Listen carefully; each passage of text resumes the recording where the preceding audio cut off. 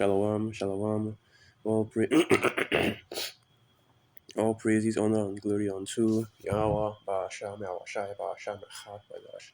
Double honors unto the elders and the apostles of Great Millstone, and salutations to all you sincere Akim out there that are pushing this gospel in all righteousness and in all sincerity, risking your lives and your freedom to do so. Alright, so we're back again with another video. Basically, what we're going to be going into today is the title of this video will be something along the lines of what is more excellent for battling Esau, Edom, the so-called white man, that is ruling upon the earth today? What is more excellent for battling him than a sword? Alright, and that is a trick question right there, because we understand this truth that it isn't sword, it isn't spear, it isn't gun, it isn't bomb, it isn't any of those carnal weapons that we will use in battling against Esau, because we haven't been using it all this time. So why start now? It's not a sword per se, all right, that we will use in order to take down Esau, in order to battle and defeat him.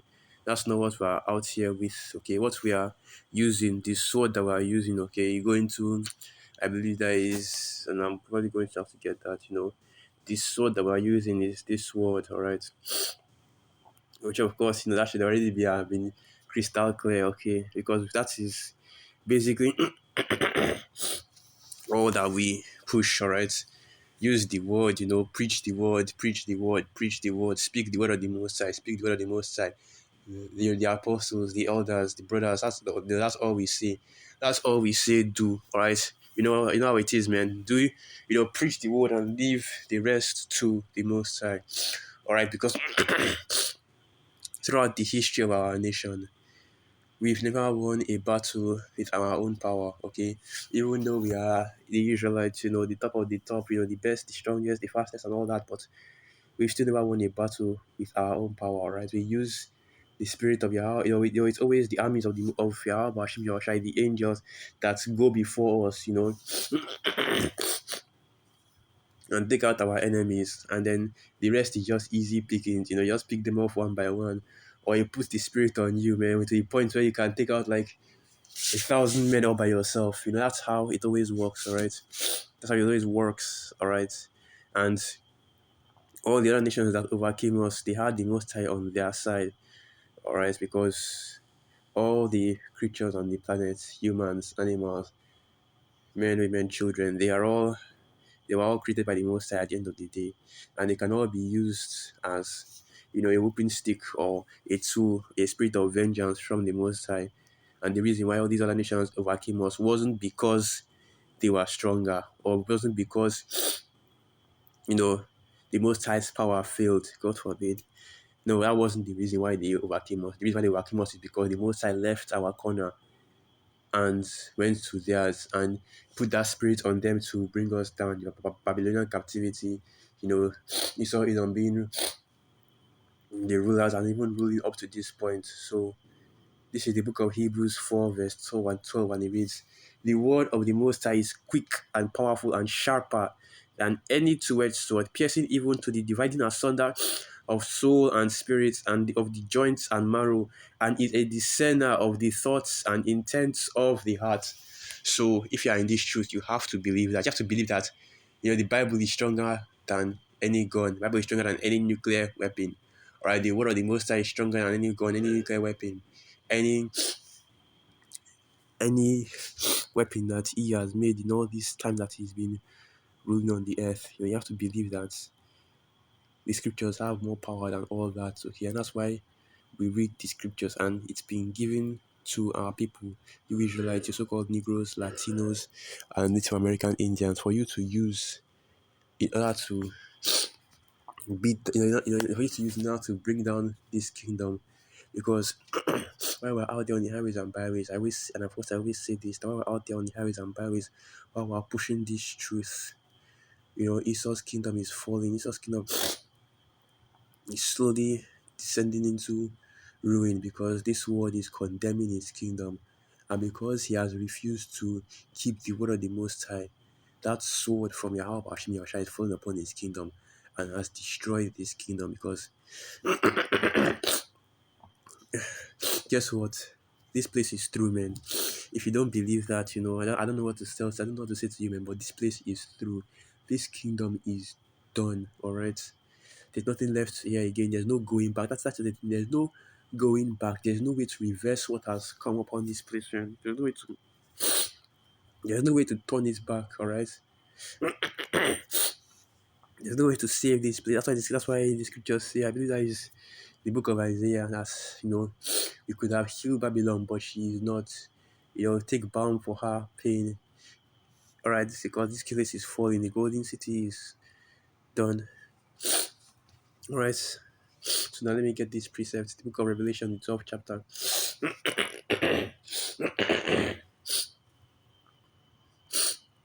All right.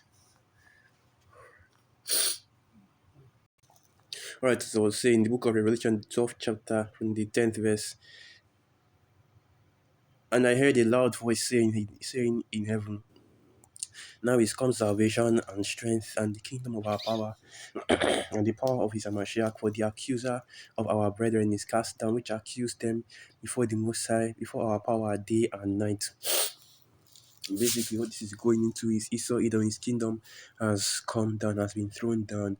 And if you read on down, it tells you exactly how his kingdom was thrown down. So, verse 11, and they overcame him by the blood of the Lamb and by the word of their testimony, and they loved not their lives. All right. And what that testimony is, that the testimony of our Lord Yahushua, which if you go into the book of Revelation, the 19th chapter, I believe that is the 11th verse, that the testimony of Yahushua is the spirit of prophecy.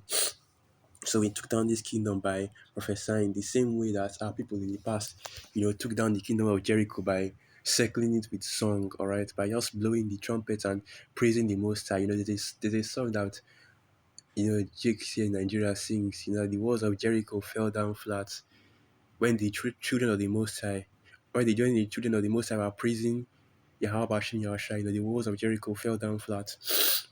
All right, and the same thing is happening this time, because this kingdom as well, it's a amalgamation of all the previous kingdoms that existed on the earth. So it's also a spiritual Jericho, right? I mean that this kingdom is diverse from all the other kingdoms that were in rulership because of the devil that is ruling this now, and how far removed from the light of the Most High he is. All right, in order to push wickedness all over the earth, you live and nobody even needs to show you how these people are wicked, man. All the actions, all the laws, the decrees, all the actions, everything that Israel pushes on the earth is just pure wickedness, man.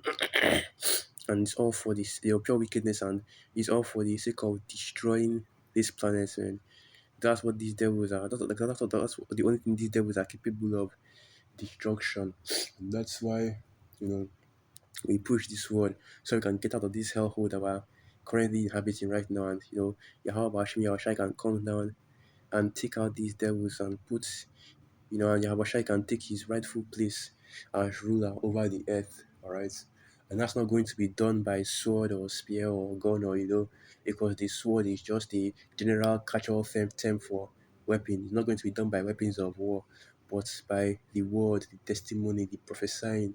You go out there to the highways and byways and you prophesy, you speak the word of the Most High, and it's more powerful than any sword that you could take, all right? It's more powerful than, blowing up a bunch of blowing up a bunch of places in this kingdom, thinking that you can take it down by force. All right. This word, you know, and of course, this word is giving these devils sleepless nights, and the fact that the Hebrew Israelites have woken up and are on the highways and byways preaching and prophesying and glorifying and giving thanks and praising the works and the word of the Most High. It's bringing great fear upon all the kings of these nations and even all the low-level Edomites as well. All right. So yeah, basically what I want to do, I want to get another precept. All right, because we do not trust in the sword. All right. No matter how, and this is the words of King David, and we know how All right, we know how powerful or how great of a warrior King David was, but even he knew that he did not overcome his enemies. All right, he did not take down his enemies, which are not the Philistines, the Edomites. He did not take them down with his sword or with his own power, but rather he took them down by the Most High.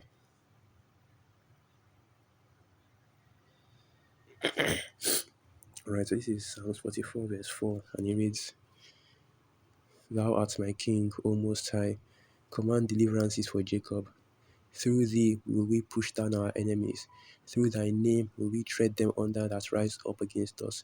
For I will not trust in my bow, neither shall my sword save me. But thou hast saved us from our enemies, and hast put them to shame that hated us." And that's basically it, because it's the Most High that will overcome and fight our battles for us. And what more could you want? This is perfect. This is a perfect situation that we're in right now. We preach the word, we do our own parts, and the Most High will fight our battles for us.